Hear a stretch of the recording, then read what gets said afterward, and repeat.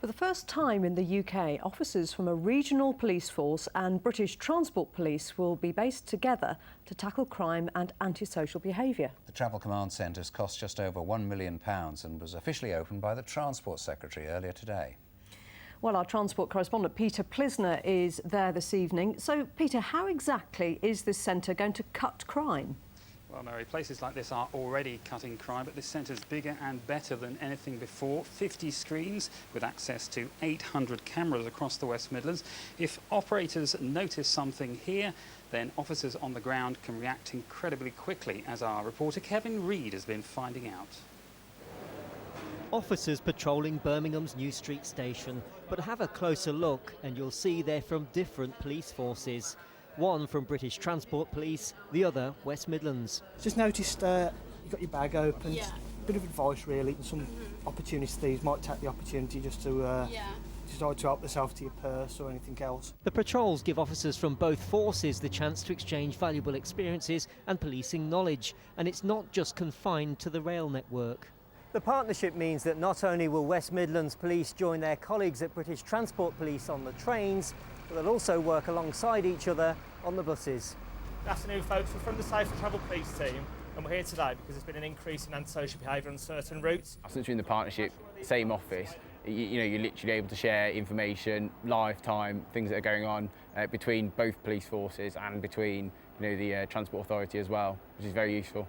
It's also about collating more information on crime and making passengers feel safer. And back on the train, it seems to be going down well. At least I know that somebody's taken an interest in the transport system in general.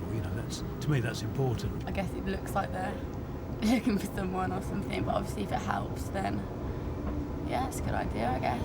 The partnership has been in place for 6 years, but only recently have officers from two forces joined each other on patrol. And early indications are it's a much better way of working. Kevin Reid, BBC Midlands Today, Birmingham. Well, this new centre has cost £1.2 million to construct. It was opened today by the Transport Secretary, Justin Greening. She toured the centre, she met staff, and she seemed impressed by what she'd seen. She was particularly impressed by the collaboration of the different forces, which she said was possibly the way forward. It matters massively that people share the information that we've all got so that we can pull it together and understand really what we need to do to tackle crime. I'm sure that over the coming months and years you'll see other parts of the country really look at what's happening here in the West Midlands.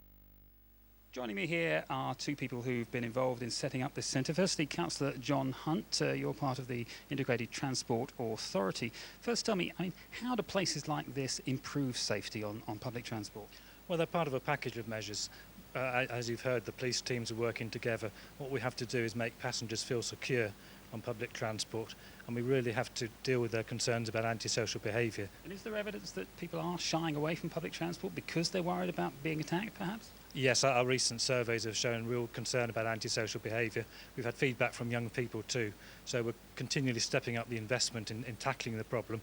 We've got the See Something, Say Something campaign, where if you see something on the bus, you can actually text 83010 and let somebody know immediately you've got a concern. John, many thanks. Also with me is Inspector Lee Gordon from British Transport Police. Collaboration of different forces, that seems to be something completely new. It is, absolutely. It brings the two forces together, removes the sort of invisible barriers that sometimes exist between forces, which criminals don't respect, and allows us to be more sustainable in our problem solving, more innovative. And just very briefly, how much are you saving? The savings will be about £430,000 a year, so it'll pay for itself within 3 years.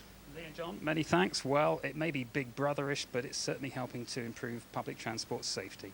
OK, Peter Plisner at that new command centre, thank you.